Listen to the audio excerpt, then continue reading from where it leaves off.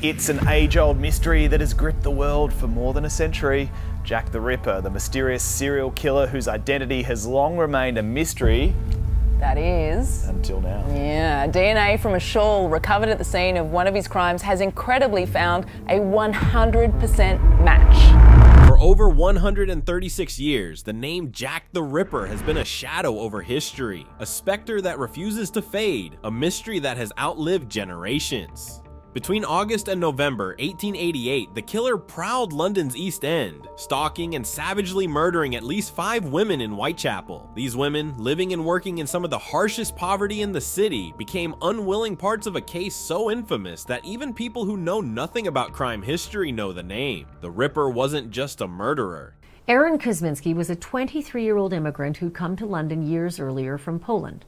His occupation? Can't make it up. Barber. Person of interest was not a term back then, but it really would have applied because police looked at Kosminski. They just never had enough evidence to arrest him. They really never had much evidence, period. Fingerprints weren't even an acceptable crime-fighting tool in Britain until almost a decade later.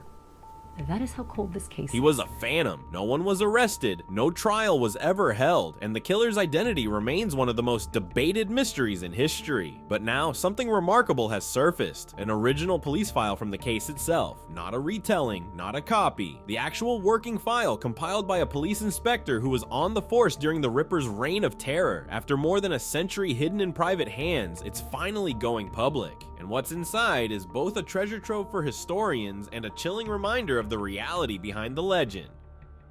The file was kept by Inspector Joseph Henry Helson, an officer with London's Metropolitan Police in 1888. While Helson isn't one of the most famous names tied to the investigation, his role was significant. He was part of the Whitechapel Division during the killings, dealing with the daily grind of policing a neighborhood gripped by fear.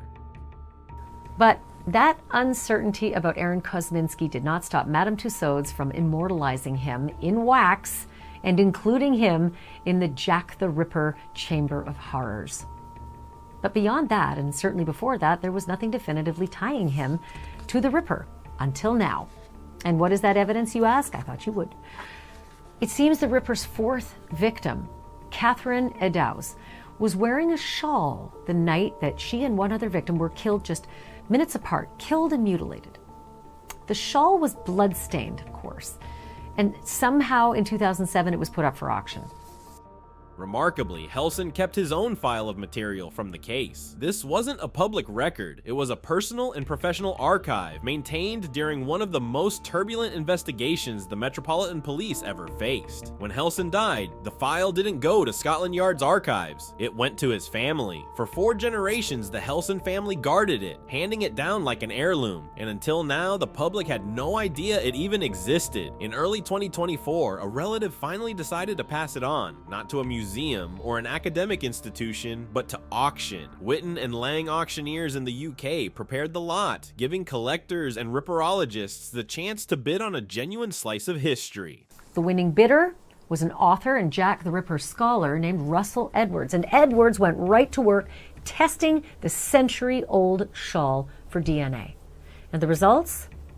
A 100% match to Aaron Kosminski. The Helson file isn't just paperwork, it's a mix of photographs, documents, and personal police artifacts. A combination that paints a vivid picture of both the investigation and the man who helped conduct it. Among the most striking contents are 2 photographs of Michael Ostrog, one of the early suspects in the Ripper investigation. On the back of each image are detailed notes listing Ostrog's many aliases, his criminal record, and his physical description. Ostrog was a career criminal, a con man and thief who drifted across Europe, and he was seriously considered as a possible Ripper suspect early on, but his alibi ultimately cleared him. Records showed he was locked in a French mental asylum at the time of the murders. The inclusion of Ostrog's photos in Helson's file shows how broad the investigation was and how many different leads the police chased, even when they ultimately led nowhere. Perhaps the most famous item in the file is the only known copy of the Saucy Jack postcard, a taunting message allegedly sent by the killer to the police. In it, the writer gloats over his crimes, referring to the murders of Elizabeth Stride and Catherine Eddowes, both killed on the same night in what became known known as the double event. The card is infamous among Ripper letters because it appears to reference details that weren't public knowledge at the time, leading some to believe it may be genuine. Others argue it could have been written by a journalist eager to sensationalize the case. Either way, it's a piece of the investigation's darkest theater. The killer, or someone pretending to be him, writing directly to the men hunting him. Also inside is a copy of a letter signed Jack the Ripper. This is the moniker that would stick, forever branding the killer in history. In the note, the writer brags about the murders, declares his knife is still nice and sharp, and promises to clip the lady's ears off.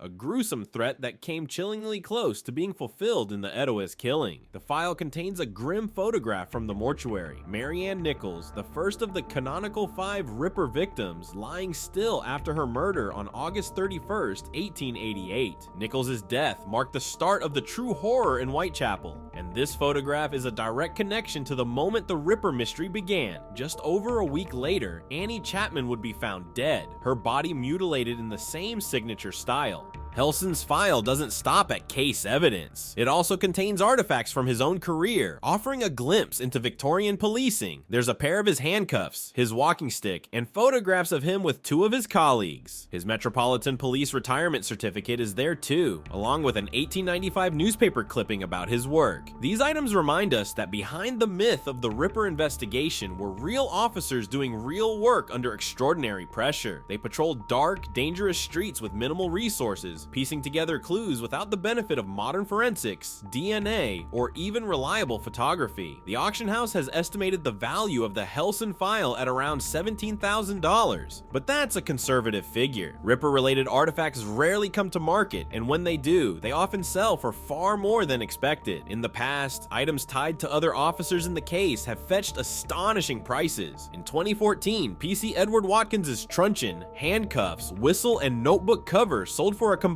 £17,700, many times their estimates. Watkins was the officer who discovered Catherine Eddowes' body in Mitre Square. In 2018, a Ripper postcard sold for £22,000, its final price pushing close to £30,000 after auction premiums. For all the fascination and value, the file is also a reminder of the grim reality behind the Ripper legend. Each artifact is connected to real women whose lives ended violently: Mary Ann Nichols, Annie Chapman, Elizabeth Stride, Catherine Eddowes, and Mary Jane Kelly.